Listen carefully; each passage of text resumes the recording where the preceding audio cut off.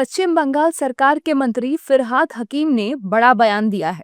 फिरहाद हकीम ने कहा कि उनका मकसद ये सुनिश्चित करना है कि कोई भी असली मतदाता वोटर सूची से कटा हुआ ना रहे।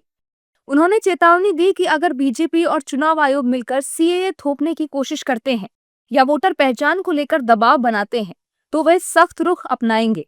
साथ ही अगर सीएए थोपने की कोशिश होगी तो उनकी टांगें तोड़ देंगे। जो सीआईए का नाम से जो कैंप हो रहा है, ये इलेक्शन कमीशन और इनके गांठ साठ में अगर हो रहा है तो इसका खिलाफ हम लोग जाएंगे।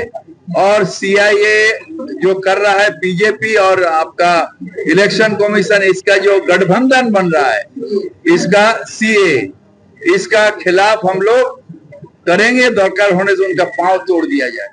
फिरहाद हकीम के इस बयान पर एनडीए नेताओं की प्रतिक्रियाएं आ रही हैं।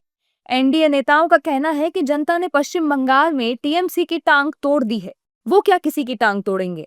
कौन है ये वेस्ट बंगाल के मंत्री फरीद हकीम जो कहते हैं कि सीए लागू होता है तो आपके टांगे तोड़ देंगे।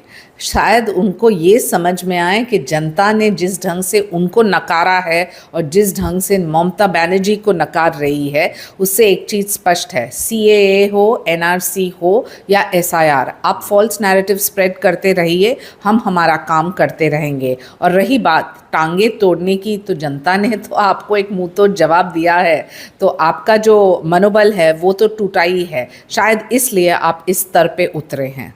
क्या कहीं टांगे तोड़ने से कोई संवैधानिक संस्थाओं को काम करने से रोकने का काम हो सकता है क्या? कानून से और संविधान से देश चलना है। न कोई किसी की टांगे तोड़ सकता, न कोई इस तरह के कृत्य कर सकता, लेकिन संवैधानिक पद पर बैठे हुए ऐसे लोगों को इस तरह की बयानबाजी करने से बचना चाहिए, मेरी सलाह है। बहरहाल फिरहाद हकीम का ये बयान सुर्खियों में है। फिरहाद हकीम अपने बयानों को लेकर अक्सर चर्चा में भी रहते हैं। उन्होंने ये बयान पश्चिम बंगाल के मुख्य निर्वाचन अधिकारी की ओर से एसआईआर को लेकर बुलाई गई सर्वदलीय बैठक के बाद दिया है।